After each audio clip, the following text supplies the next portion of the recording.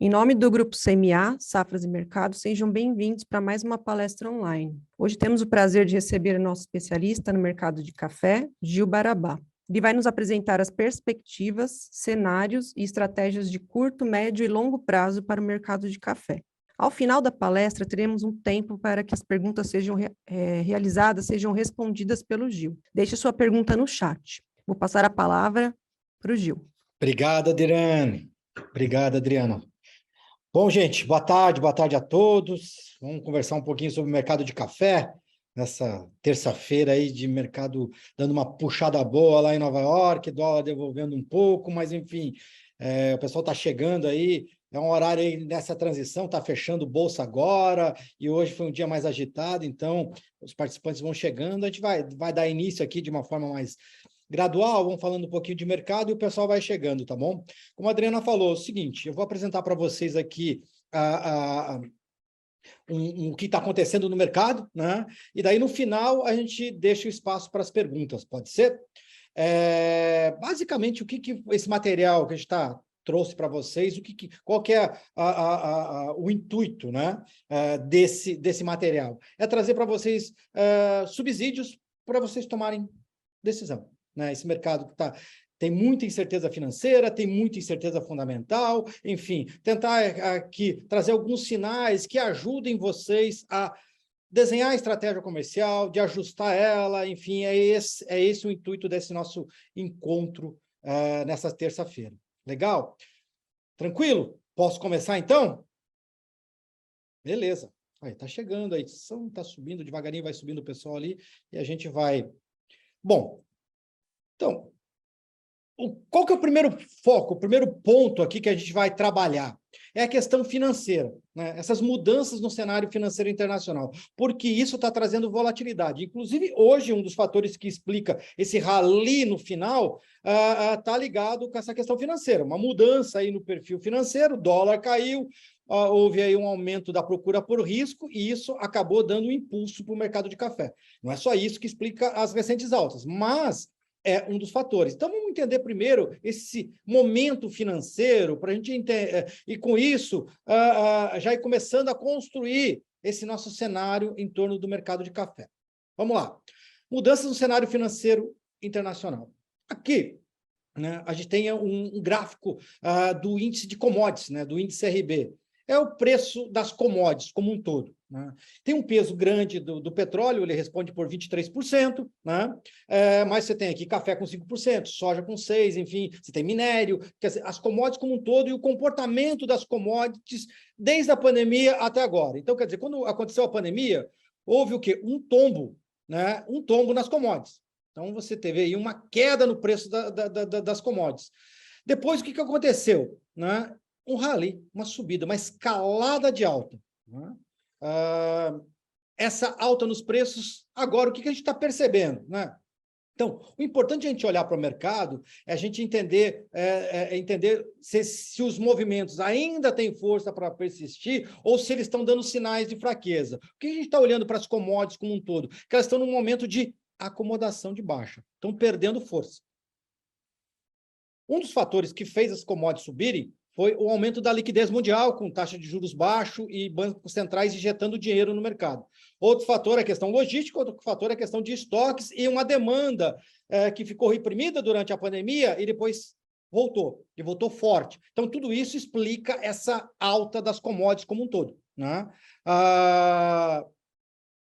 E o que a gente está percebendo agora? A gente está percebendo o quê? Uma mudança no comportamento financeiro internacional, com o quê? Com o aumento da taxa de juros, a redução da liquidez, e isso está fazendo com que o preço dessas commodities entre em acomodação. Aquele movimento de manada das commodities está perdendo força, que é o que a gente olha no índice, nesse índice de commodities, né? No índice RB. Esse movimento está perdendo força. E é justamente isso que os bancos centrais querem, porque um dos fatores que explica essa chamada inflação mundial está ligado com o preço das commodities, energia, commodities, transporte internacional. Né? Então, é isso, você acomodar, você tirar aquele fator, aquele efeito de escalada de movimento de manada do preço das commodities. Legal. E daí vai ficar o quê? Vai ficar o fundamento de cada uma. Né? Então, você tira a liquidez, que estava ajudando, essa injeção de liquidez que estava ajudando os preços, isso é inflação monetária, e é um dos fatores que explica essa alta nos preços, né? E você tenta quebrar essa lógica, essa escalada dos preços. Através do quê? Reduzir liquidez e aumento da taxa de juros. Aí já teve um movimento, né? Teve um movimento de acomodação, mas os preços das commodities ainda seguem num patamar alto, né? Mas, o que a gente está olhando? Olhando para esse gráfico, que essa intensidade de alta dos preços aqui está perdendo um pouco de força. E daí eu coloquei também ali, em azulzinho, o preço do petróleo. Isso é do fechamento de ontem, né? Não peguei a alta do petróleo hoje, nem o final do índice de hoje. Mas o que a gente tem ali? A gente tem que as commodities, elas estão descolando um pouco do preço do petróleo. Enquanto o petróleo está caindo mais, refletindo de uma forma mais direta os sinais de recessão mundial, de desaceleração da economia, né, principalmente chinesa, né, as commodities elas estão dando um sinal de reação. Aí puxados. Minério subiu, a questão aí de grãos, né, com esse problema nos Estados Unidos, enfim, está puxando, segurando um pouquinho e ameaçando uma recuperação. O café entra nesse movimento, né? Mas é interessante a gente perceber que essa curva, essa inflexão da curva perdendo força, né, depois da alta, né? Ela saiu aqui vamos pegar em termos de pontos, no fundo de preço das commodities, ela estava próximo de 100 pontos, ela chegou aqui acima de 300 pontos, mais que dobrou o preço das commodities como um todo nesse processo, né? Tem inflação aqui, né? Então, quer dizer, isso não é aumento real, não, pelo contrário, teve aumento de custo, teve inflação, que é perda de poder monetário, né? Então, tem tudo isso que explica, mas também tem questão de fundamentos e questão aí de demanda reprimida e que avançou nesse período. Mas o que a gente está vendo agora é uma mudança de comportamento, né? Uma acomodação, não uma mudança ainda, mas o preço das commodities está perdendo força. Isso é uma informação importante, né, para a gente traçar cenários, né? E daí é o seguinte, o que eu trouxe? Vamos pegar algumas commodities de destaques, né, do agro, e vamos jogar o comportamento dela com índices acionários e com câmbio, principalmente dólar. E daí a gente teve no mês de julho essa performance. De agosto a gente não terminou, então eu não atualizei. Tem essa performance no mês de julho. O que a gente destaca? Que as commodities como um todo tiveram um resultado negativo, a exceção da soja e do milho, que ficou no 0 a 0. Soja também ficou praticamente no 0 a 0, e daí você teve perdas acentuadas. O petróleo foi o que... Depois do trigo, que caiu bastante, o petróleo foi o que mais caiu, né? E daí você tem aqui o café, que recuou 5,8%. Então, o que a gente está dizendo? No último mês de julho, né, foi um mês do quê? De queda no preço das commodities. Cenário mais negativo, que se alinha com aquela curva que a gente viu anteriormente. Então, as commodities, o agro, ele andou alinhado com isso, né? E petróleo puxando, né? E o índice relativamente equilibrado, por conta, tirando o agro, outras commodities que ajudaram a equilibrar esse movimento. Por outro lado, você teve o quê? Um aumento uma valorização no mercado acionário, né? Uma valorização no mercado acionário e dólar andando em sentidos. Enquanto o dólar ganhava valor no mercado internacional frente às outras moedas fortes, contra o real, ele perdeu valor, né? Teve uma apreciação do real em relação ao dólar. Esse esse descolamento entre o dólar aqui contra o real e o dólar em relação a outras moedas tem sido uma característica recente aí do mercado. Depois que a gente olhar o gráfico de dólar, vai ficar mais claro. Tá, legal. Daí é o seguinte, esse aqui deixa eu só tirar daqui. Esse aqui é o acumulado no ano de 2022. O que a gente viu ali foi do mês de julho, especificamente. Agora aqui, ao longo de 2022, nesses primeiros 7 meses de 2022, o que a gente vê? Que o café ele está numa baixa, né, de 5,4%. O algodão foi o que caiu mais, né? Enquanto aí você teve grãos que estão ainda sustentando uma alta, né? A questão aí de problema climático nos Estados Unidos, questão da guerra na Ucrânia, isso tudo fez os grãos ganharem valor, né? E explica esse movimento, esse ganho ainda acumulado de soja, milho e trigo ao longo de 2022. O café vem devolvendo. É que ao longo de 2021, o café acumulou uma forte valorização. Depois a gente vai olhar especificamente o café, né? Mas, no meio disso, ainda, apesar dessa queda que a gente viu em julho no preço do petróleo, o petróleo ainda está sustentando um ganho de 30% em 2022, e ele puxa as commodities para cima com um ganho de 25%, 26%. Né?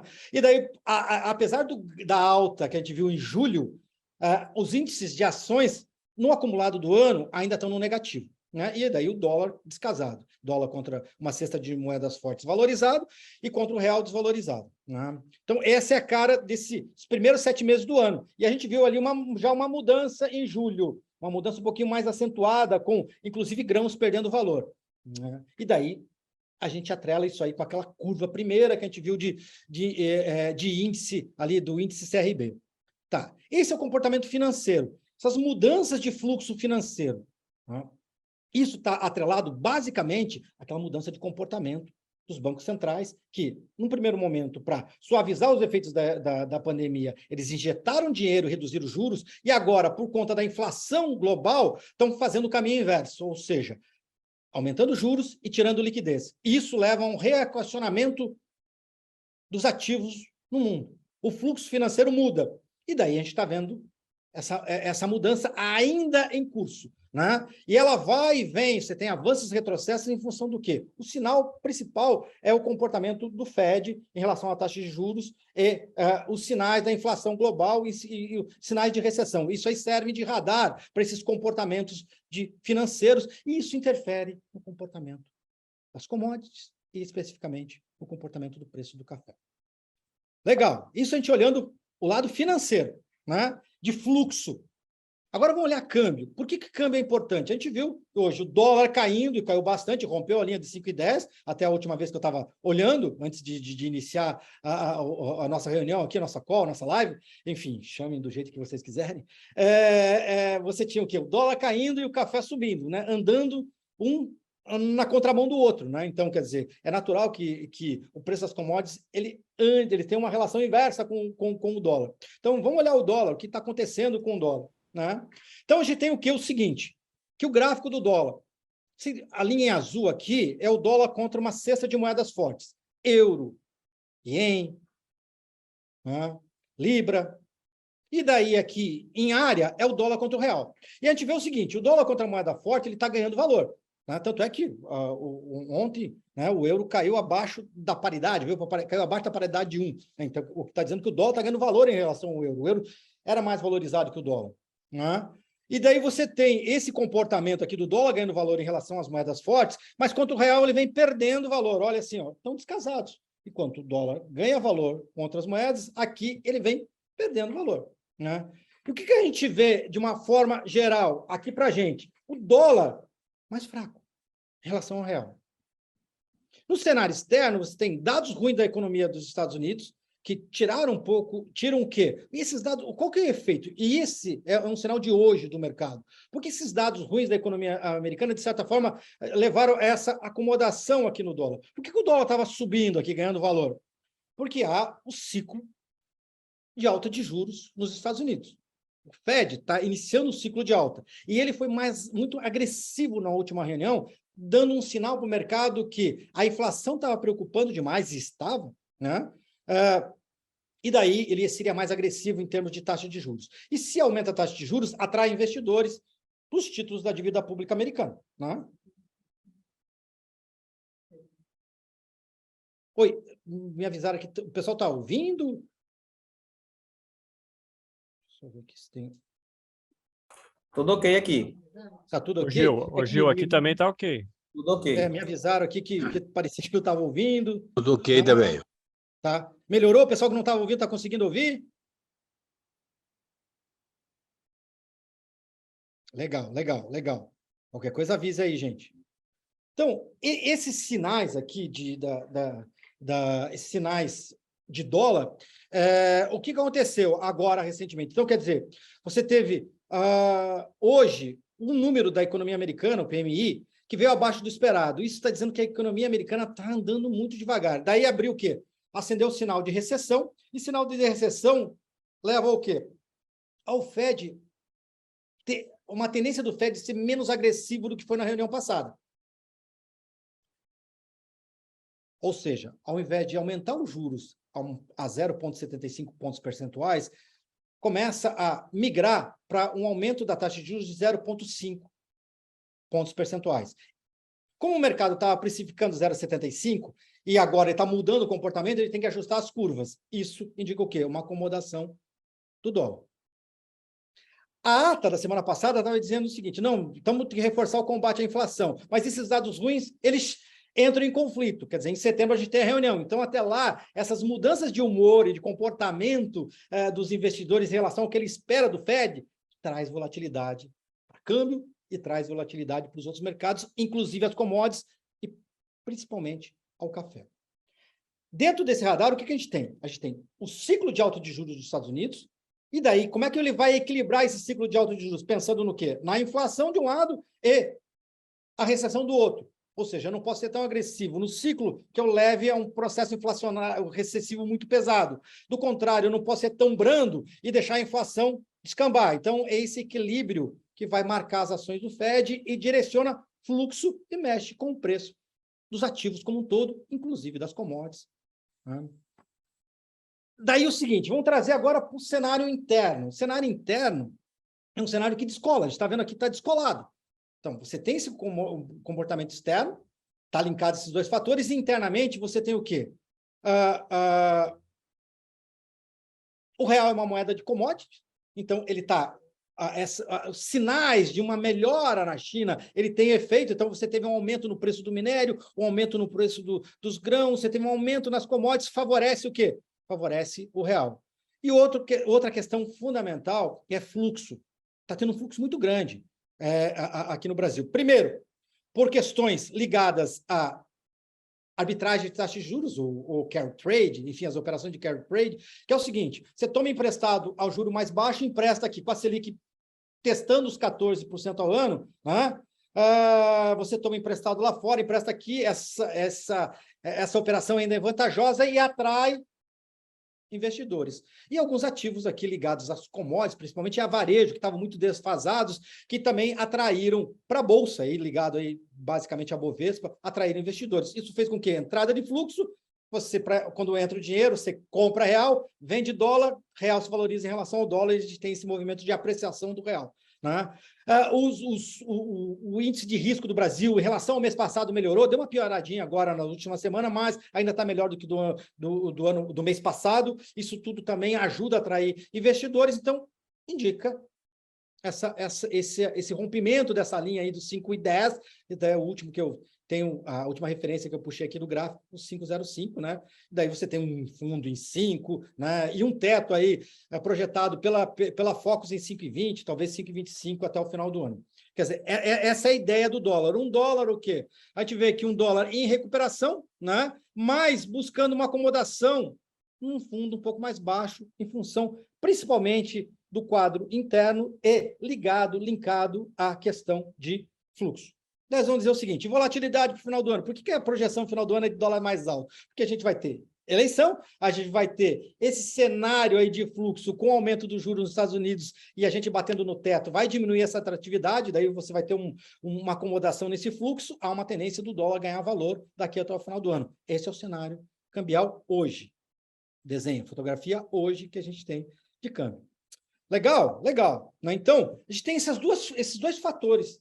Financeiro, que é essa questão de fluxo, de novo, radar, recessão, radar, ciclo de juros nos Estados Unidos, inflação, né? Internamente, essa questão de entrada de capital estrangeiro, né? de recursos estrangeiros, por conta dessas atratividades pela taxa de juros ou por alguns ativos que estavam subvalorizados, né? E mais volátil por conta, a gente está num cenário de fragilidade fiscal e um cenário eleitoral. Né? Então, por isso, a projeção para frente do dólar é um dólar, para o final do ano, um dólar mais valorizado do que a gente tem agora. Né? Bom, legal. Vamos olhar agora para o mercado de café? Vimos financeiro, isso é importante para a gente linkar lá na frente. Agora vamos olhar aqui o mercado de café. O que a gente tem no mercado de café? Opa! Primeiro, que eu falei para vocês que ia mostrar um gráfico de café, está aqui o gráfico de café. Esse é o gráfico da segunda posição contínua, continuada, em Nova York. Né? A gente tem ali de 2005 até agora. Então, o que a gente teve? Aqui, onde ele estava? Pandemia, rompendo a linha dos $100 por libra peso. A gente tinha o quê? Pressão numa safra recorde do Brasil.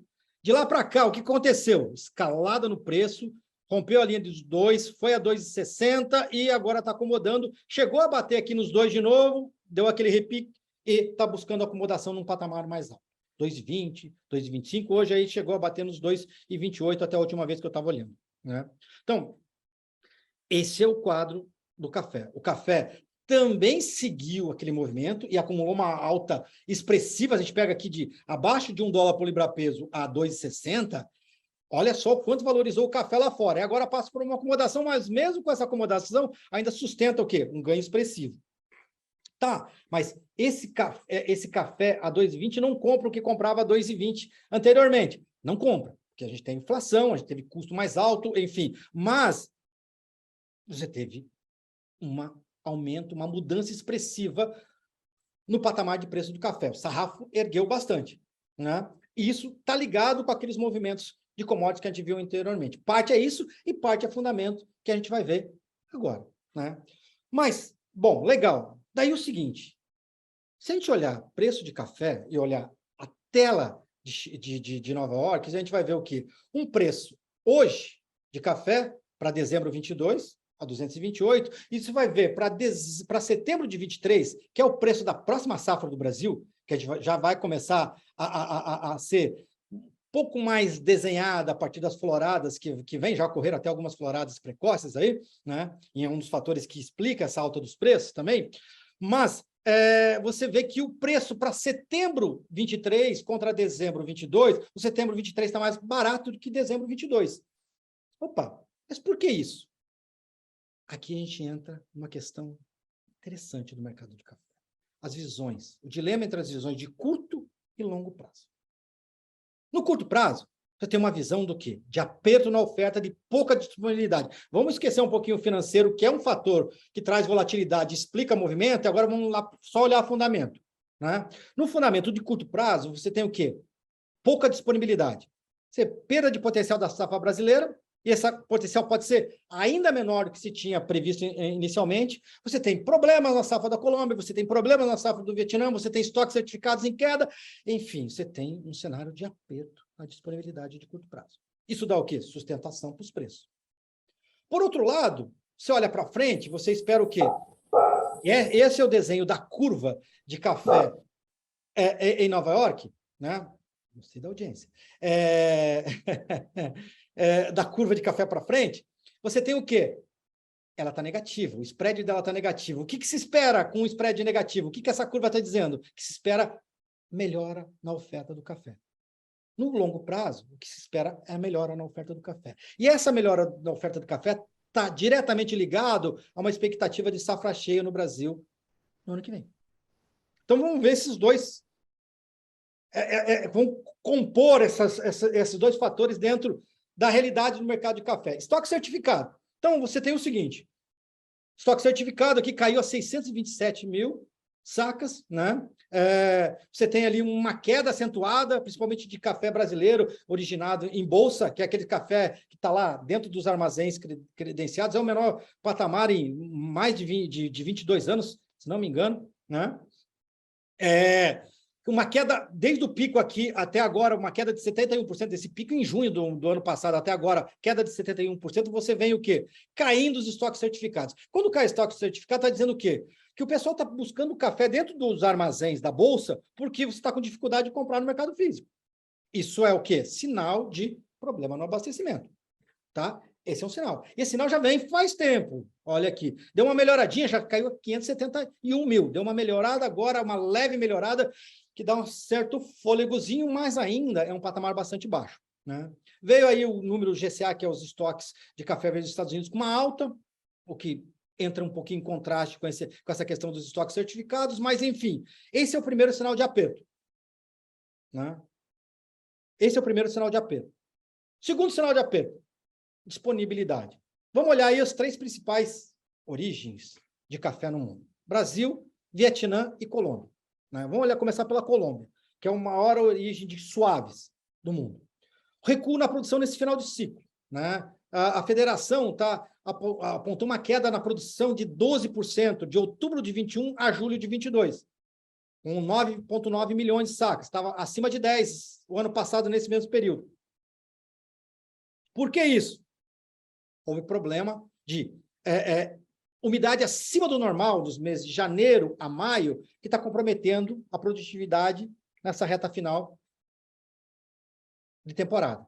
Isso aí reduz a oferta, efeito do Laninha, né? Então, o USDA já corrigiu o número dele, ele cortou de 13,8 para 13 milhões, né? E você vê uma pouca disponibilidade de suaves. Isso mexe, vai mexer aqui internamente com fino, com cereja, né? E daí é o seguinte, essa é a projeção para agora, para 21, 22. Essa temporada da Colômbia só acaba mais para o final do ano. Em outubro começa a próxima, a 22, 23. Então, a 21, 22 vai até outubro. Então, o que é o cenário? Daqui até, ao longo dos meses de setembro e outubro, você vai ter que continuar tendo pouca disponibilidade de Colômbia. Esse é um fator. Outra origem, Vietnã. Pouca disponibilidade agora e diferenciais mais firmes. Por quê? Porque teve chuva irregular.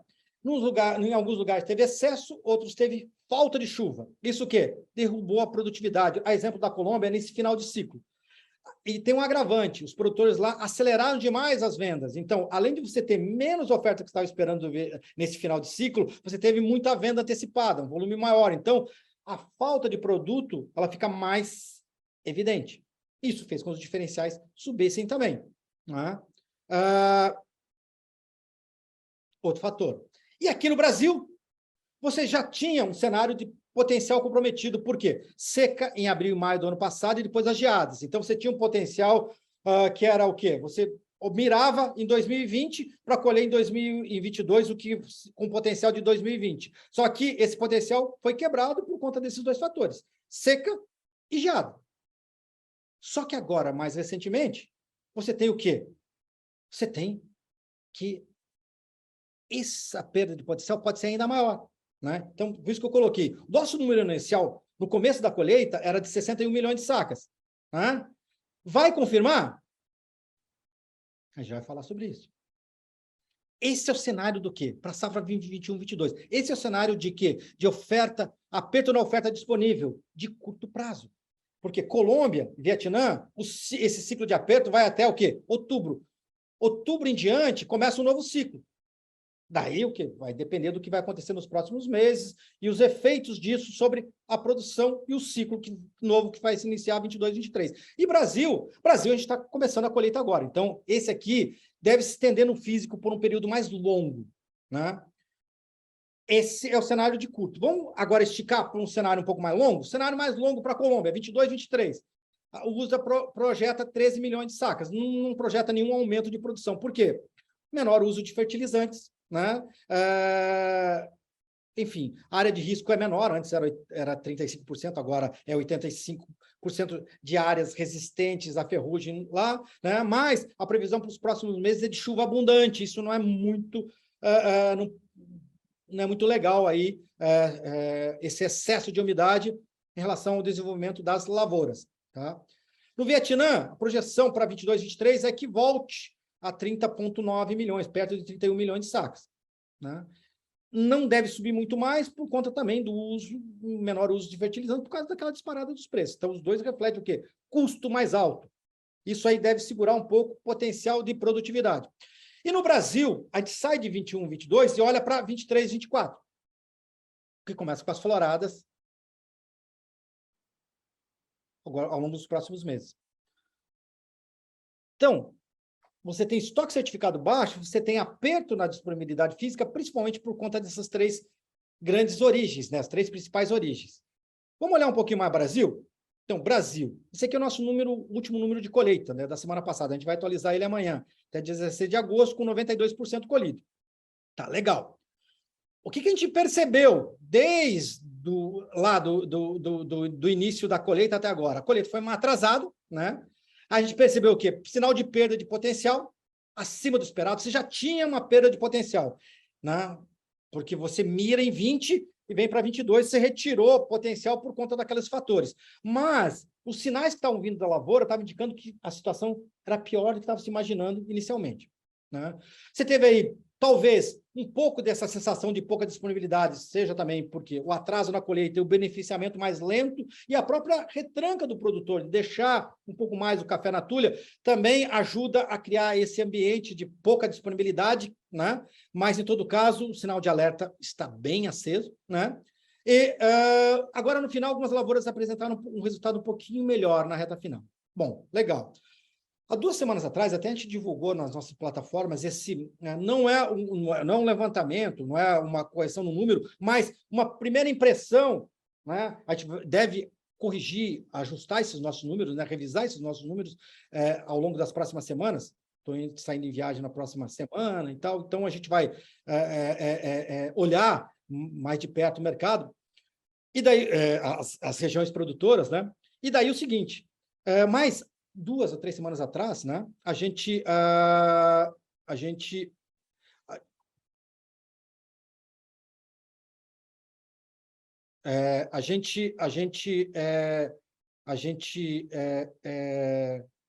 fez aí algumas... Eu estava clicando aqui, apareceu uma mensagem.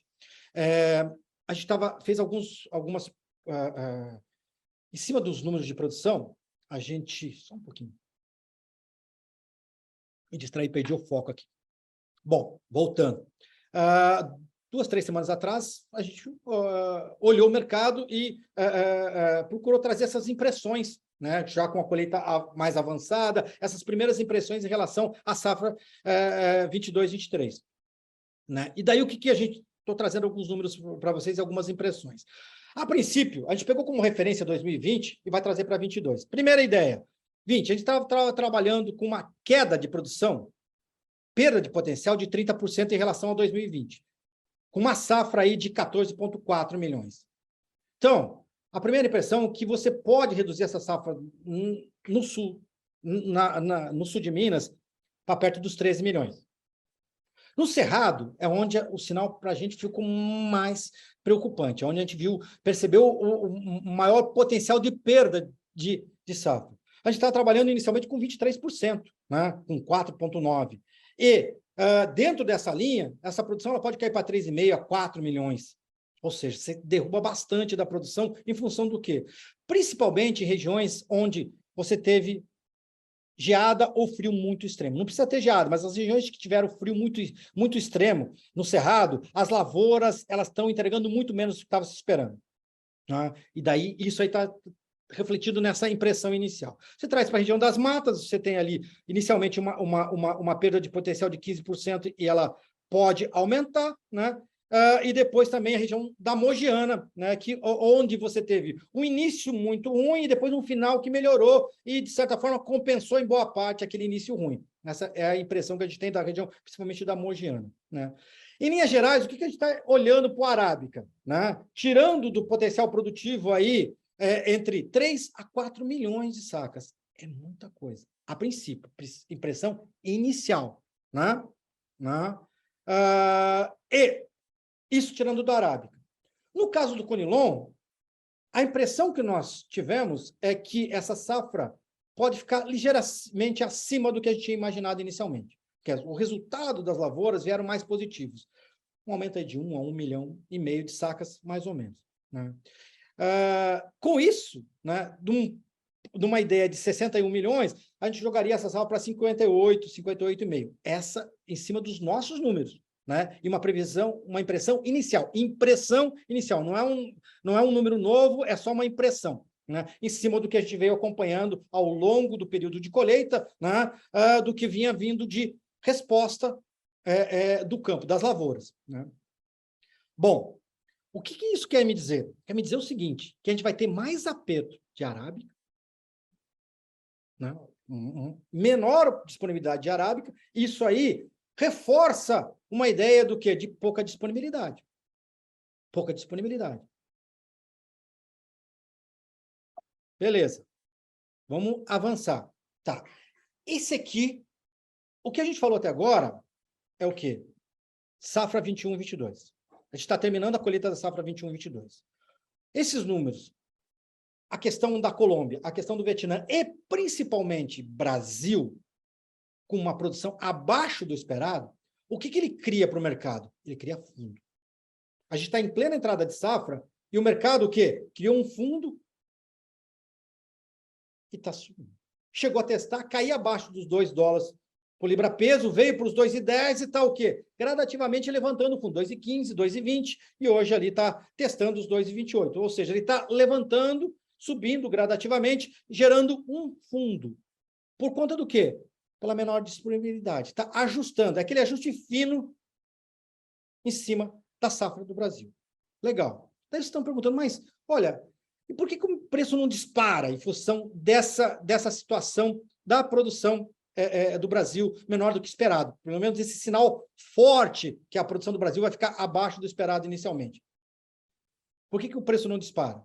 Entra aí, não o curto prazo, entra o longo prazo. E no longo prazo tem dois aspectos importantes que a gente tem que olhar. Primeiro, o relatório do USDA, ele trabalha com uma safra do Brasil maior do que a nossa, maior que o número oficial, né? Amanhã, inclusive, sai uma revisão do número oficial, o número da Conab, né? Mas o que o relatório do USDA trouxe esse relatório semestral? O que ele indicou para 22, 23? Uma situação de um pequeno crescimento na produção mundial e uma acomodação no consumo, por conta dos sinais aí de recessão, desaceleração da economia mundial, né, de juros mais altos, enfim, de custo mais alto, enfim, todo esse cenário macroeconômico, ele trouxe para as projeções de consumo dele, e daí fez o crescimento do consumo baixo, com um crescimento de produção, houve uma maior folga na oferta. Esse é o cenário que ele está trazendo. Primeiro, um pouquinho de folga na oferta para 22, 23. Sabe qual que é o outro cenário de longo prazo que cria uma barreira, uma resistência para o preço subir? É sinais de uma safra cheia no Brasil em 2023. É aquilo que eu falei, o dilema, as visões de curto e longo prazo. Então, esses sinais, eles criam o quê? Enquanto do outro lado você tem um fundo, do outro lado você tem uma resistência. Então, o mercado ele fica oscilando. Ele vai se ajustando em cima disso, mas sem muita força, a princípio, uma investida de alta mais pesada em função do que ele está vendo no curto prazo. Por uma investida mais pesada de alta, ele vai ter que olhar um pouco mais para o quê? Para o longo prazo. E daí a gente vai estar olhando para a safra 23. Daí a gente entra num fato interessante que aconteceu essa semana, que mexe um pouquinho com a safra 23. Foi o quê? Reporte de florada precoce, com uma previsão do quê? De pouca chuva nas próximas semanas. A ideia, o cenário, os mapas meteorológicos indicam que a gente vai ter chuva abundante, voltando principalmente à região sudeste, pegando boa parte do setor cafeiro, do cinturão cafeiro brasileiro, mais para o final de setembro e outubro, principalmente. Então, quer dizer, se fica um gap de chuva aí, uma florada precoce, você abre o risco do quê? De abortamento. Daí, você começou a trazer notícias de 23, que começaram também a influenciar preço e ajudaram nesse processo, junto com essa questão da queda do dólar. Também essa notícia ajudou a quebrar um pouquinho a resistência e o preço avançou um pouco mais. Você trouxe um pouquinho de 23, antecipou um pouquinho as notícias de 23 para agora. Esperava que ela só viria em setembro, outubro, ela veio um pouco antes por conta dessas floradas precoces. Entenderam essa composição? Daqui os números do USDA para 22, 23. Né? Então, ele está projetando, né, um superávit na produção de 7,9 milhões, porque ele está um crescimento do consumo de 1%, quanto o crescimento da produção de 4%. Então, quer dizer, quase 5%, né? 1% de consumo, quase 5% da produção, são os números que ele trouxe. Tem uma importância muito grande em Nova York, e se tem uma importância muito grande em Nova York, serve para precificar curva de preço, que é o que a gente está vendo. Né? E daí, uma recuperação dos estoques. Tá, e daí se corrigir o número de safra do Brasil, o que vai acontecer? Possivelmente você corrige aqui o número de produção, você reduz estoque, você reduz a relação estoque-consumo, você dá uma acomodada, um ajuste. E daí tem peso para você fazer o preço do café subir? Tem, mas é limitado. Por quê? Porque depois que a gente terminar a colheita do Brasil agora, a gente vai estar começando a olhar o quê? Para a florada e desenvolvimento da próxima safra brasileira. Se vier uma florada boa, o mercado acusa a florada boa. Essa é a questão das visões de curto e de longo prazo que a gente está nessa transição. Entenderam? Bom, a gente vai voltar a falar disso um pouquinho para frente. Aqui, olhando, dezembro 22, em Nova York. Né? Então, você tem o quê? Olha aqui dezembro. Veio e deu essa escalada. Essa escalada de preço que a gente viu hoje, essa subida de preço aqui de hoje, tem a ver justamente com a questão do dólar, a queda do dólar abaixo da linha de 5,10, e também ainda vindo daquele movimento de alta, de recuperação dos preços, em função do quê? Florada precoce, chance de abortamento, porque você não deve ter uma sequência de chuvas, então algumas lavouras devem sentir essa falta de chuva e abortar, e isso aí começa o quê? Colocar em xeque novamente a safra de 2023. Lógico, está em sinal ainda, o campo está extremamente aberto ainda, porque essas floradas, as principais floradas ainda vão vir, mas você já traz um pouquinho de 23 para cá, e esse 23 que você traz não é tão legal assim, que nem se imaginava. Não é bom ter florada agora, né? Varável. E daí você tem aqui, você vê, olha o que eu estava falando em relação a preço. Você olha aqui o gráfico, esse aqui é dezembro 22. Está aqui. Então, você vai olhar para setembro 23, está 214. Então, você tem 227 e 214. Você está com 13 centavos abaixo de preço. O que é isso? Aqui você tem uma visão de aperto no disponível e uma perspectiva o quê? De melhora para frente. É aquelas visões que eu falei para vocês. E quando que elas vão se equacionar? Quando que essa curva ela vai ficar mais flat, ela vai ficar mais alinhada? Pós-florado, mais para o final do ano. E para que lado ela vai alinhar? Essa é a grande questão. Ela vai alinhar para cima ou para baixo, em cima do que vai vir de florada e da impressão e perspectiva em relação à safra de 2023 do Brasil.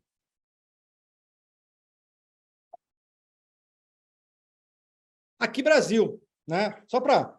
Peguei aqueles nossos números, só fazendo aqui uma continha de inclui estoque, inclui produção, tira consumo, tira exportação, né? Fazer uma conta de somar e subtrair, né? A gente vê o seguinte, tem alguns pontos interessantes aqui. Primeiro, atualizei os números de exportação pelos dados mais recentes do SESEX, e daí o seguinte, com essas exportações acima do que estava se esperando, você derruba estoque para baixo. Ou você vai ter uma correção na produção para cima, para você suportar esses estoques, essas exportações maiores, ou você realmente passa com esse estoque muito baixo, né? A princípio, talvez você tenha espaço para corrigir um pouquinho esse número de 21, um pouquinho para cima na produção, devido a essa surpresa que a gente teve aí de exportações acima do esperado. A gente estava esperando uma queda de 18%, veio uma queda só de 15%. Então, essa diferença de 3 aqui leva ao quê? Ou o estoque mais baixo, ou uma correção no número de produção. Se joga isso para 61,20, você vai ter o quê? Você vai reduzir exportação, você vai reduzir estoque. Então, quer dizer, é um ano. Então, você vai dizendo, pô, mas esse é um ano de aperto. Por que os caras estão falando desse preço aí, já, essa curva já se alinhando para baixo? Porque daqui a pouco você não vai olhar mais para 22, você vai estar olhando para 23. E o mercado vai estar pensando nisso, né? Ele vai estar pensando em 23. Aqui, internamente, a gente vai ter aperto. E daí, o que vai acontecer? A gente já vai falar um pouco disso. O que pode acontecer sobre esses caminhos diferentes entre Brasil e o resto do mundo, né? Mas é importante a gente perceber isso. E se reduzir mais a produção aqui? O Brasil vai exportar menos? E os estoques podem cair. Mais ainda. Entenderam? Então, aqui que está... O que a gente pode fazer aqui? Ajuste de curto prazo. Ver qual que é, está com viés mais negativo, essa produção do Brasil aqui para baixo, ela vai mexer com todo esse equilíbrio de exportação e de consumo e de estoques, né, de recuperação de estoques, né? E vai determinar aperto ou folga, isso vai mexer com o preço, principalmente interno. O espaço maior para você mexer com esses números no preço é mais interno do que externo. O que eu quero dizer com isso? Deslocamento. Diferencial em bolsa mais valorizado, diferencial no porto mais valorizado, preço interno descolando de Nova York, né?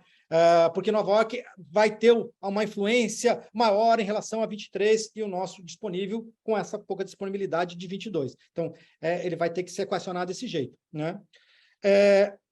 E fluxo ativo, daí você vai acompanhar o quê? Daqui para frente, para ver se realmente a safra do Brasil ela é menor, muito menor do que estava se imaginando inicialmente, ou não? Só foi uma impressão inicial e depois, por conta do atraso da colheita e do beneficiamento, e depois, no final, ela voltou ao normal e vai aparecer mais café nas praças de negociação, vai aparecer mais café.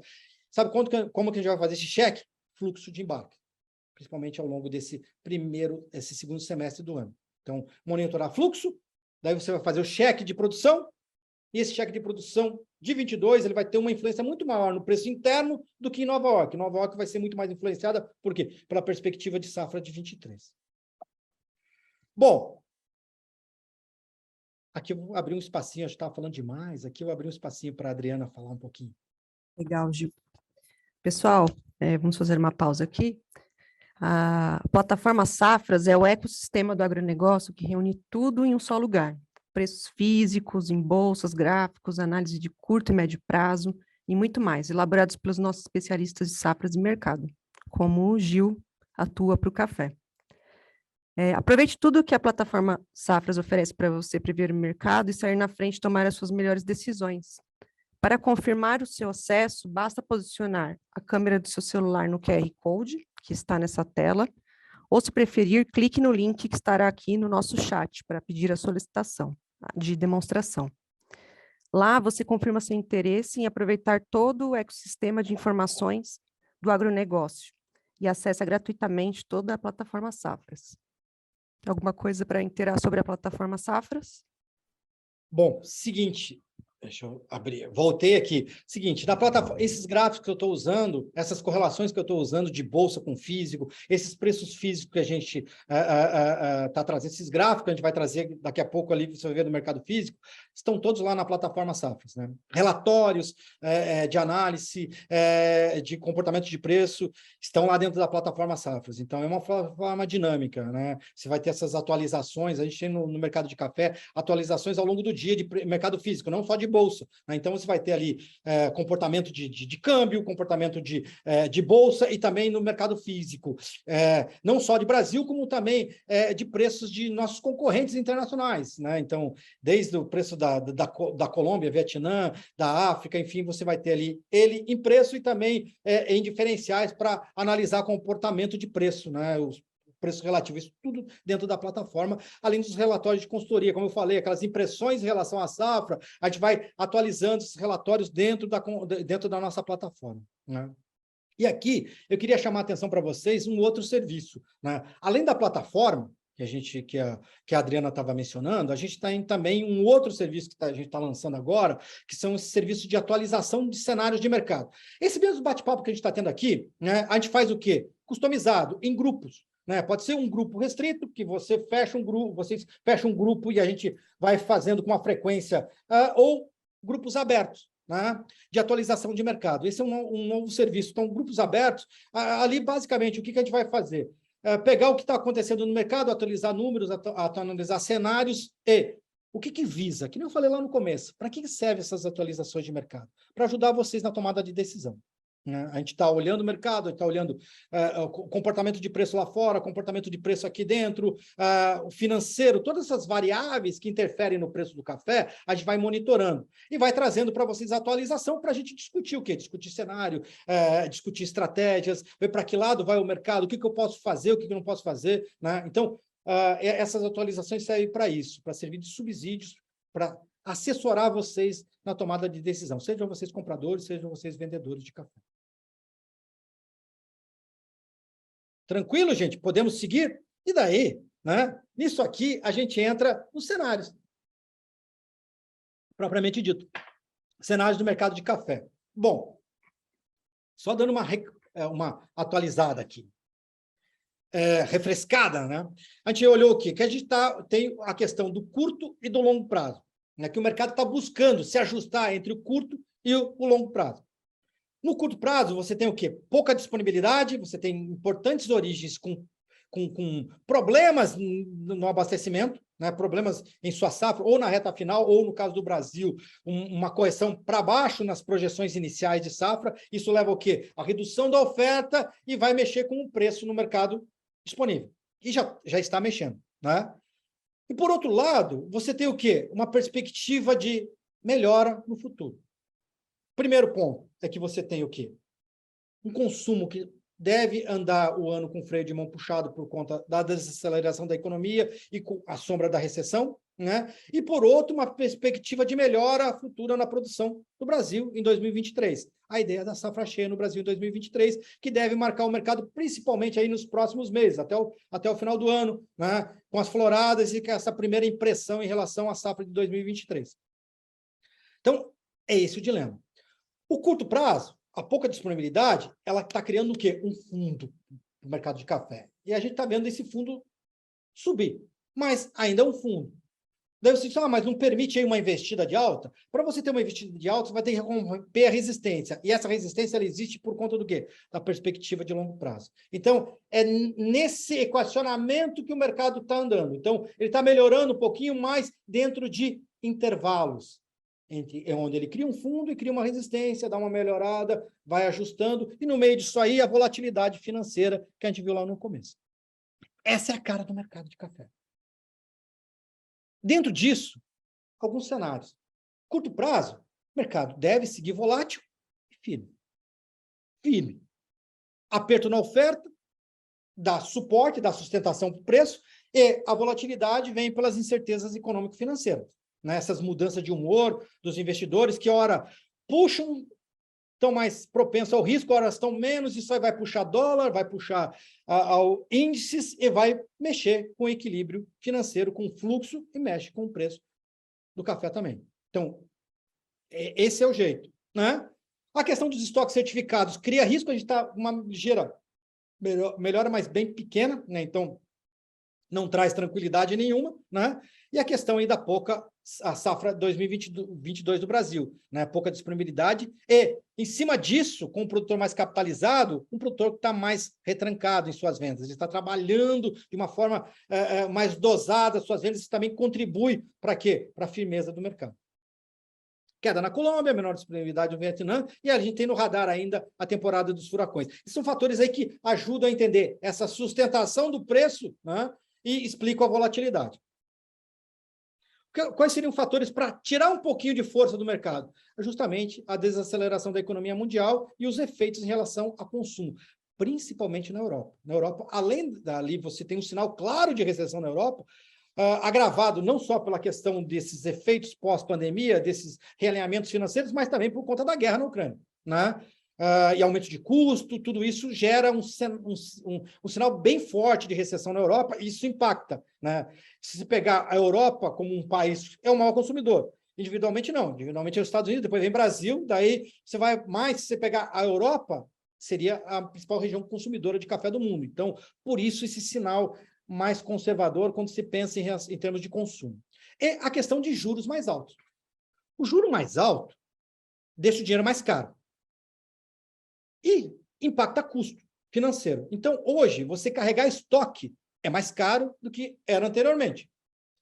Dentro de um cenário de certeza financeira e incerteza econômica, né, macroeconômica, você ter um custo financeiro mais alto, é natural que o quê? Que o comprador ele trabalhe com posições mais curtas. Ao invés de trabalhar com estoque para 6 meses, eu vou trabalhar para 3 meses. Ele vai encurtar a mão. Isso é um efeito financeiro. Isso segura também o quê? Ímpetos de alta no preço, investidas de alta no preço. Porque o comprador ele não vem com a mesma agressividade que vinha anteriormente. Ele só muda esse comportamento se ele perceber risco no abastecimento futuro. E quando ele vai perceber risco no abastecimento futuro? Com a safra 2022 do Brasil? Muito possivelmente não. Ele está olhando para 23. Se ele começar a perceber que 2023 não está andando do jeito que ele estava imaginando, ou que a curva do preço lá em Nova York está imaginando, que é o quê? Melhora no abastecimento e queda no preço, ele muda comportamento. Daí ele sai da passividade e trabalhar com estoque mais curto e amplia esse estoque vindo de uma forma mais agressiva para o mercado, e daí o mercado avança, o preço avança. Entenderam o comportamento? No cenário de médio e longo prazo, o que tem? Pegando ali o último relatório do USDA, um pouco mais de folga na oferta, principalmente por conta de um consumo mais calmo. Não é uma queda no consumo, mas um consumo crescendo muito pouco, quase estável, dentro desse cenário de recessão. E daí a questão também de perspectiva de melhora na oferta no Brasil. Esse é o cenário. Então, você tem um cenário firme, de curto prazo, mas limitado em relação à alta por conta de desaceleração da economia e questão aí de custo financeiro mais caro. Bom, quais seriam os fatores de mudança desse quadro? Clima no Brasil. Se atrasar a chuva, ou chover, ou tiver pouca chuva na primavera, e as floradas decepcionarem, o mercado dispara. Por quê? Porque ele está precificando boas floradas e safra cheia no Brasil. Se vier alguma coisa diferente disso, ele vai ter que ajustar o cenário, o mercado sobe. E a questão da volatilidade financeira. Né? Você pode trazer aí movimentos mais bruscos no dólar e essas compensações no preço das commodities, você vai ter muito mais implicação no preço lá fora do que no preço aqui interno, porque aqui interno você compensa, né? Mas você mexe com os preços também. Né? Mas diria para você que o principal fator é climático, é fundamental, é a próxima safra do Brasil. É o determinante. Né? E qualquer coisa que não venha de uma safra cheia muda com o mercado. Então, o que se deve prestar atenção? Safra 22, o tamanho, né? Porque isso aí vai trazer o quê? Ajustes de curto prazo, principalmente no físico interno, o fluxo no segundo semestre e a florada da safra 23. Esses seriam fatores determinantes para ir compondo esse cenário de preço interno e preço externo, preço disponível e preço de safra futura. Bom, legal. O que a gente tem aqui, né, já avançando mais um pouquinho para o final aqui, preço físico. O que a gente tem de comportamento aqui de preço físico? Tem os cafés de bebida fina e bebida boa, chamados cafés do grupo 1, eles estão mais o quê? Ganhando um pouco de valor, olha aqui, subindo, né? Em cima o quê? Eles andam mais atrelados, mais linkados com dólar e com Nova York. Né? Então, estão mais linkados com dólar e Nova York e se explica esse movimento. E devem continuar. Né? E mais valorizados, porque se a gente olhar em termos de cenário, o que está mais em aperto no disponível? Aperto de arábica. Então, arábica ganhando valor em relação ao conilon. E, principalmente, desses cafés do grupo 1. A gente está olhando para a Colômbia, principalmente, onde você está com um problema. Centrais também, né? Você vê ali, alguns países como Honduras também estão com um problema nesse ciclo final. Isso aí cria um ambiente mais favorável para essas descrições. Por outro lado, você olha esses cafés aqui, do chamado grupo 2, né, os cafés de bebida mais fraca, a arábica de bebida mais fraca, eles não estão conseguindo acompanhar, até perdendo valor. Por quê? A demanda está mais fraca e as chuvas das últimas semanas, você dá uma tendência de aumento da oferta desses cafés. Isso aí cria um ambiente menos favorável para a alta dos preços. Além disso, o produtor tem dado preferência na hora de fazer caixa para a venda desse café, segurando os cafés melhores. Isso aí explica esse descolamento. Já aqui, o conilon, o que a gente tem no conilon? A gente tem o quê? Conilon reagindo. Reagindo em cima do quê? Basicamente, como o preço do conilon está, por mais que tenha valorizado, esteja alto, está muito mais baixo que o preço do arábica, é natural que a indústria interna, principalmente de torrado e moído, ela pese mais o blend em cima desses cafés. Né? E qual que é o concorrente dela? É a exportação. A exportação. Então, enquanto a exportação não estiver agressiva, ela pode trabalhar as posições dela de uma forma mais tranquila. A partir do momento que ela perceber interesse mais agressivo de exportação, ela tem que mudar o comportamento, ela tem que ser mais agressiva para não deixar que esse café saia. E depois vai faltar para ela lá na frente. E o que aconteceu recentemente? Vietnã valorizou, Londres valorizou, e o comprador veio dar uma olhada no Brasil aqui para ver se tinha conilon. Andou até comprando alguma coisa de exportação. E daí fez com que a indústria reagisse e levantasse o preço. É isso que a gente está vendo. Esse recalibramento vai ser natural, e é natural que o determinante do preço do conilon não vai ser exportação, vai ser o consumo interno e o consumo de torrado e moído, a exemplo do que foi na temporada passada.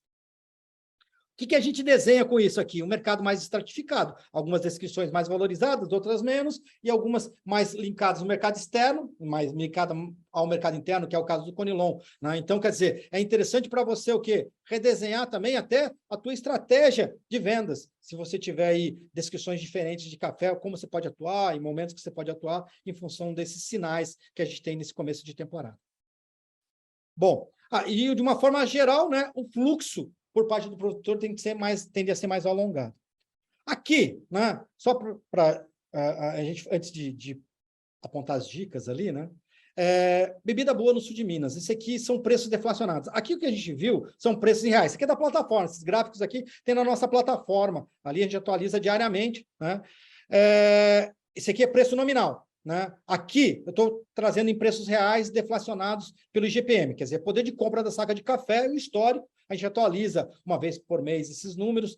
Então, lá no nosso segmento de consultoria, a gente disponibiliza dentro da nossa plataforma esses gráficos atualizados, não só para o sul de Minas, mas para outras regiões também, e outras descrições de cafés, né? E daí, para que serve isso aqui? Por que eu gosto desse jeito de olhar? Porque aqui eu consigo ver o poder de compra, para ver a evolução do poder de compra da saca do café, para ver se ela está num momento, se o café está num momento bom ou ruim para quem compra ou para quem vende, né? Então, o que a gente está olhando aqui? Está olhando que essa aqui é a média dos últimos 5 anos, essa aqui é do ano passado, né? E aqui é desse ano. Ele estava melhor no começo do ano, quando o preço do café estava próximo dos R$ 1.500, aqui, ó, 1.570, tombou com queda em Nova York, né, e acomodação, agora ele vem andando de lado aqui.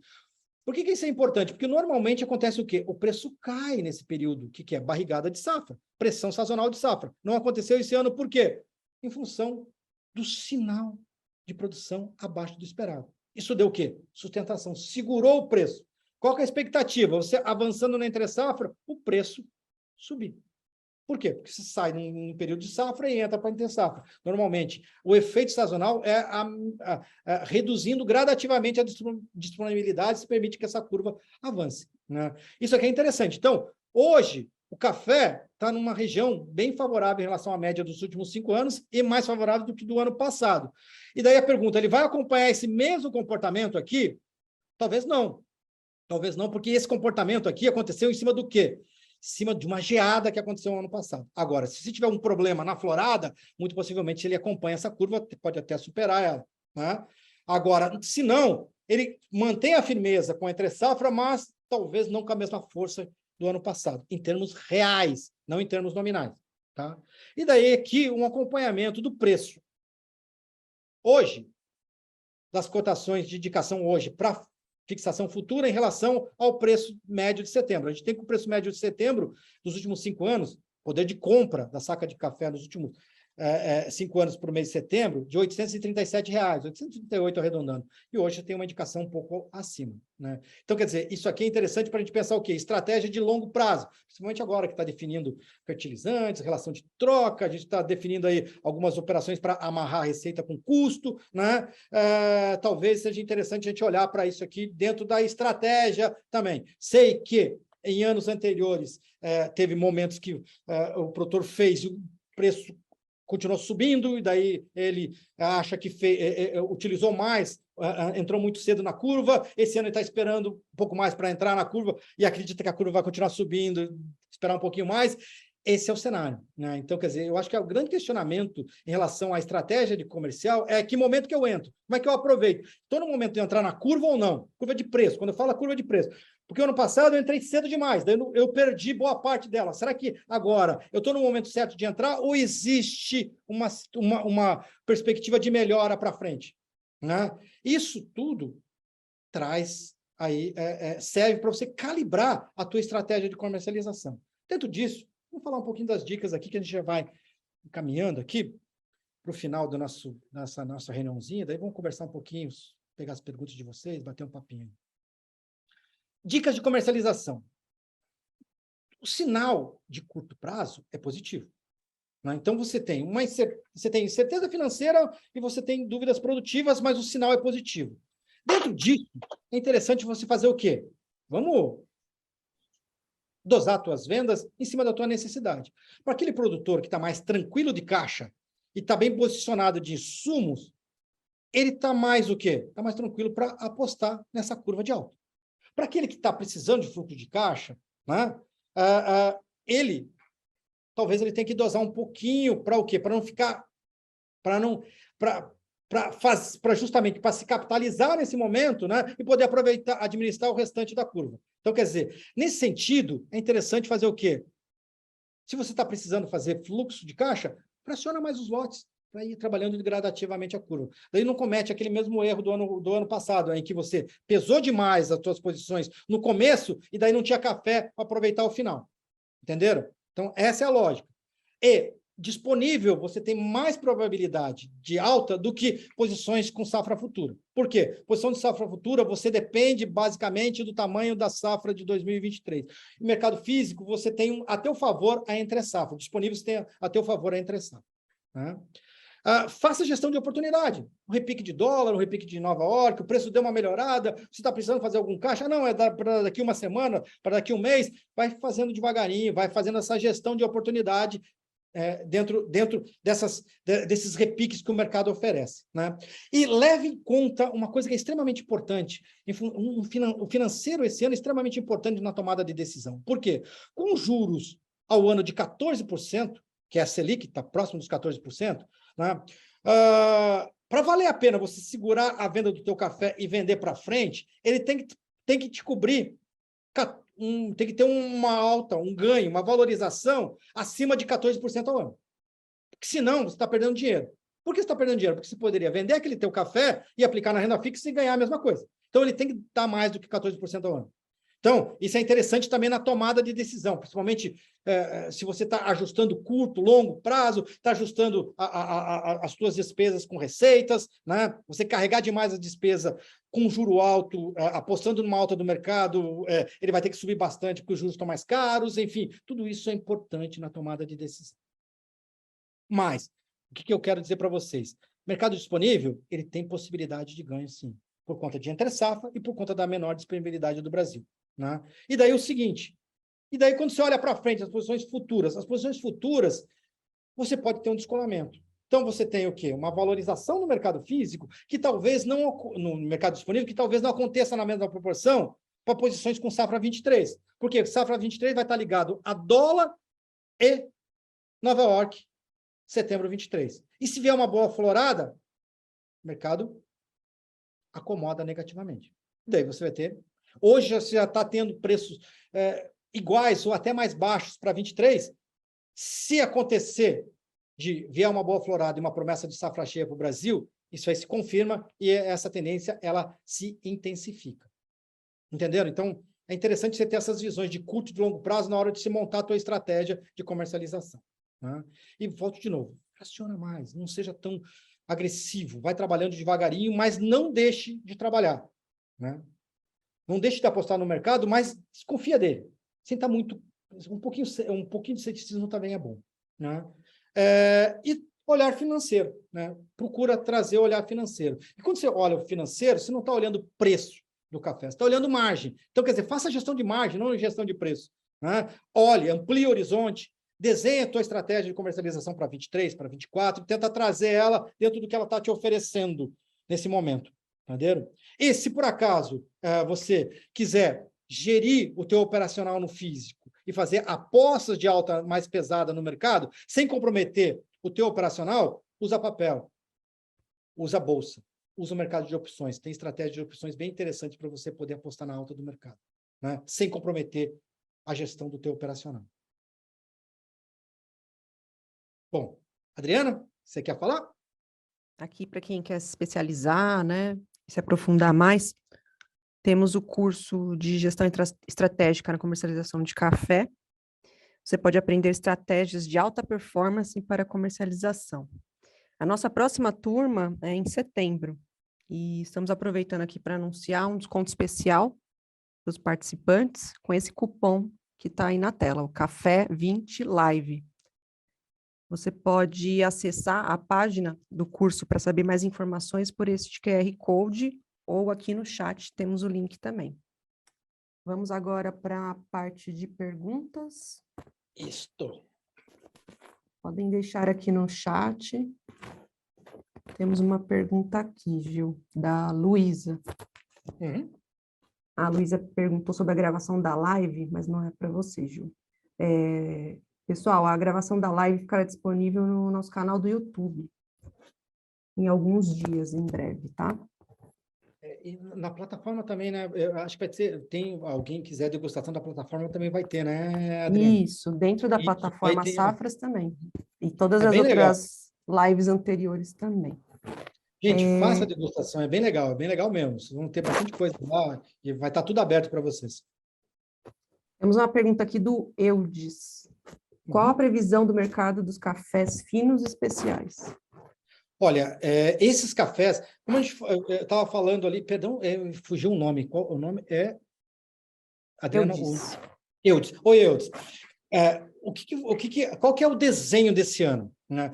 O que está acontecendo? Você teve, agora, esses primeiros meses, você está tendo o quê?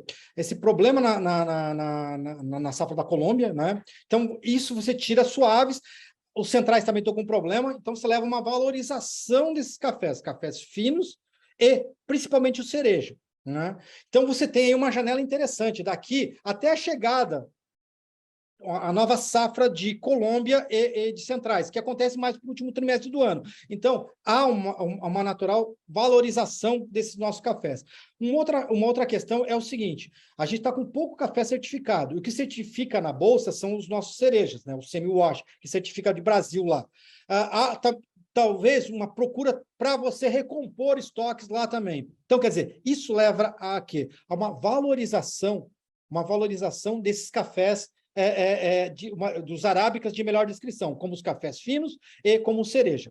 Do cereja, eu só tomaria um pouquinho de cuidado em relação daqui a pouco, se você, no final do último trimestre do ano, entra Colômbia, entra centrais, se a safra deles foi boa e o mercado estiver alto, eles entrarem mais agressivos, você tira um pouquinho do interesse pelo nosso cereja aqui, pode diminuir a vantagem. Mas, mesmo assim, eu creio que, como eu falei anteriormente, é um ano de mercado estratificado e esses cafés tendem a estar mais valorizados que os outros. Mas só abra esse espaço, porque a gente tem uma janela bem interessante daqui até a chegada de Colômbia e centrais, que esses cafés, principalmente os cerejas e os finos, vão estar mais valorizados pela procura para suprir essa necessidade que o pessoal não está encontrando lá. Legal. Temos mais uma aqui, Gil. Uma pergunta do Alex. Você vê alguma estratégia para o hedge do café padrão, consumo interno? Consumo interno, hedge? Isso, uma vez que não tenho prospecção de travas com torrefadores no Brasil. Sim. Olha, enfim, isso é interessante, porque a resposta mais simples, eu diria para você, vai na B3 e tenta fazer uma proteção na B3 contra a alta do preço do café. Só que é o seguinte, esse café de 600 efeitos, às vezes anda e às vezes não anda correlacionado com B3, porque a descrição do café da B3 é um café para exportação, né? Um café de consumo interno, às vezes ele anda desatrelado porque ele está muito ligado com o fluxo de embarques, né?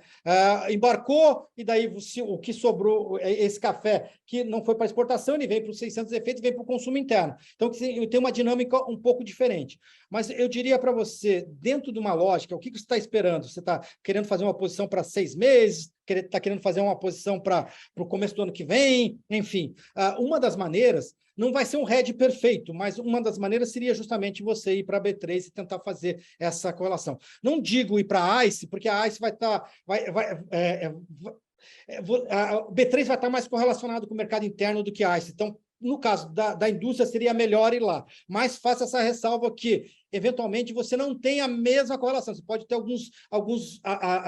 alguns diferenciais de hedge, não ser um hedge tão perfeito, tão amarrado que nem você faz para exportação, mas seria uma alternativa para você se proteger de uma alta do preço, principalmente aí se, por acaso, a gente tiver uma florada ruim, o preço subir demais para o final do ano e começo do ano que vem, acho interessante indústria fazer uma proteçãozinha contra essa alta dos preços, utilizando aí o contrato na B3. Pode ser, dezembro já está aí, eu diria para você que o mais interessante seria fazer com os primeiros meses do ano que vem. Temos outra pergunta aqui do Carlindo, café de Rondônia, sobre robustos amazônicos. Como consigo acompanhar no mercado esses preços e canais que possamos acessar o conteúdo? É um pouco mais complicado, né? O que a gente acompanha o café Conilon como um todo, né? Então, a gente acompanha Espírito Santo e Rondônia, que são os dois principais estados produtores. Mas é o Conilon não com descrição da Amazônia, entendeu? Esse café tem um prêmio, é um café de nicho, é um café que tem uma segmentação, né? Tem uma certificação. Então, seriam cafés diferentes. Aí entra dentro de canais de venda com prêmios em relação ao preço normal, né? Nós aqui da Safra não acompanhamos diariamente, por quê? porque temos dificuldade de ter esse preço diário. Então, se a gente conseguir esses preços diariamente, né, a gente coloca dentro da nossa plataforma e vai acompanhando. Se a gente tem esse preço eventualmente, não vale a pena, porque a gente não consegue gerar gráfico. Então, daí a gente só reporta eventualmente quando tem alguma notícia, a gente reporta dentro dos relatórios, mas não tem uma sequência de preço, uma estatística de preço que nem nós temos do Conilon em Rondônia, do Conilon no Espírito Santo. Mas é interessante, é um segmento interessante. Temos mais uma aqui, do Matheus. A pergunta é: existe uma tendência sazonal do mercado de café valorizar mais na entre-safra igual soja? Se sim, qual período? Sim, viu, Matheus? Tem. Esse descolamento que eu estava falando. Por quê? Porque hoje a gente está na pressão de safra, né? Isso é interessante, a gente vê. A gente está na entrada de safra e o mercado está encontrando suporte, encontrando sustentação. Tá? A tendência é que você vai saindo da safra, principalmente mais para o final do ano e na virada do ano, né, nos primeiros meses de 2023, essa disponibilidade ela fica mais escassa ainda. Daí o que acontece? Você descola de Nova York e há uma valorização interna. Então, essa é a curva sazonal. E o café respeita essa curva sazonal. Então, quer dizer, seria o quê? A partir dos últimos meses, dezembro e diante, dezembro, janeiro, fevereiro, março. Não deixa muito para abril, porque abril já começa a aparecer Conilon no mercado, né? Então já começa a aparecer café novo no mercado, né? Não é um volume, mas já é café novo no mercado. Mas se você pensar em termos de curva sazonal, seria esses meses, dezembro, janeiro, fevereiro, março. Não necessariamente março vai ser melhor que fevereiro, que dezembro, às vezes acontece o melhor preço nesses outros períodos, mas dentro de uma lógica sazonal, esses 4 meses seria onde você tem a menor disponibilidade de arábica no ano, a menor disponibilidade de café no ano, e onde você tem maior potencial de o efeito sazonal prevalecer no mercado. Legal, temos uma aqui do Elton. Uhum. Boa tarde, Gil. Caso a falta de chuvas confirme até meados de setembro e os estoques certificados continuem baixados, acredita que os preços podem alcançar níveis maiores? Sim, acredito. E é esse o mapa. O que a gente está olhando hoje de boletim, de uma volta de chuva assim, regular e boa, é mais para o final de setembro, para o começo de outubro. Se atrasar um pouco mais que isso, você já cria um ambiente bem preocupante, né? E o seguinte, uma coisa que é interessante ter em mente é que, como a gente está com estoque baixo, o mercado fica muito sensível a qualquer notícia ruim que venha da produção. Então, se você tiver atraso na chuva, o mercado ele vai reagir, ele vai super reagir a isso. Então, sim, você tem espaço para o preço puxar. Lembra do ano passado? A gente teve até setembro, a gente teve uma puxada no preço, depois veio a florada de outubro, veio as chuvas de outubro, o mercado deu uma acomodada. Né? Então, por conta disso, por conta dessa questão de ele super reagir quando ele está com o estoque baixo. Por que ele super reage quando está com o estoque baixo? Porque a gente não tem reserva. Então, quer dizer, se quebrar a safra, eu tenho reserva. Não tenho reserva, então não pode ter problema na produção. Se não pode ter problema na produção, como é que eu faço? Eu vou me proteger de qualquer problema na produção. Então, qualquer sinal ruim de clima, o mercado, ele tende a reagir positivamente. Então, dentro dessa tua linha de perguntas, sim, vai mexer com estoque certificado, porque basicamente é Brasil e Honduras que estão certificando lá, né? E o produtor brasileiro não vai certificar lá se ele perceber que a safra de 2022, essa venda vai continuar represada aqui, se ele perceber que a safra de 23 não está andando, que a florada não está andando bem, né? Você tem, sim, um cenário de clima, os mapas não estão indicando uma chegada de chuva muito mais cedo esse ano, quer dizer, estão olhando para final de setembro, outubro, né? Então, existe esse espaço aí que abre bem interessante para a volatilidade climática, né? Você pode, depois, se vier a chuva e abrir uma florada boa em outubro, você reverter esse quadro, mas daqui até lá você tem um espaço aí preocupante, né? Porque ela deve atrasar um pouco. Temos uma pergunta aqui sobre investimentos e certificações. Emily, sobre investimentos e certificações, você acredita que pode ser uma tendência para o mercado futuro, visto que os preços tendem a ser mais valorizados? Perdão, Adriana, falhou aqui a pergunta. Vamos lá. Você acredita que pode ser uma tendência para o mercado futuro? Sobre investimento e certificações, visto que os preços tendem a ser mais valorizados? Ah, tá, sim. Bom, é uma discussão bem interessante, né? Certificação. Até quanto vale a pena? Eu acho que é o seguinte, eu já vi dois lados. O lado do produtor que está contente com a certificação, porque o café dele está sendo valorizado, e o outro que acha que a certificação não cobre o custo dele, né? Então, o meu racional é um racional financeiro. Então, eu olho para o mercado de café, eu procuro o quê? O resultado financeiro. Então, dentro dessa lógica, só vale a pena uma certificação se a receita a mais, o prêmio de receita a mais, compensar com custo com folga, né? Porque senão não valeria a pena. Então, o avanço da certificação, né, e da procura e do interesse da certificação por parte do produtor vai estar ligado justamente a essa equação matemática, né? Então, dentro desse cenário, eu acho que primeiro, você tem aí um espaço para a certificação crescer, sem dúvida nenhuma, né? Mas também eu acho que tem que dar um espaço um pouco melhor em relação à questão de exigências e o custo dessas exigências com a receita que está vindo dessa certificação, porque senão a conta não bate, né? Senão fica só o esforço, ou se ficar elas por elas não vale a pena, né? Então, quer dizer, você tem que ter aí um resultado, um net positivo financeiro para valer a pena. Nesse sentido, eu acho que precisa dar uma melhorada nesse sentido aí de esse ágil ser um pouco melhor, por daí você consegue atrair com mais facilidade os produtores, porque eu tenho percebido alguma queixa por parte de alguns produtores em relação a isso. Mas que é uma tendência, né? Em tudo que é tendência, ela passa por ajuste. Eu acho que está faltando um pouquinho desse ajuste assim, nesse caso. Tá legal. Pessoal, temos várias outras perguntas aqui. Essas perguntas serão respondidas por e-mail pelo Gil, para a gente não se estender muito. Eu agradeço a todos. Encerramos aqui nossa palestra sobre o mercado de café. Agradeço a participação de todos e lembrando que o vídeo da live estará disponível em alguns dias lá no canal do YouTube de Safras também. E para os participantes que desejam um certificado, podem solicitar para o marketing@cma.com.br. Podemos encerrar, Gil? Isso. Então tá, Mais gente. alguma palavra?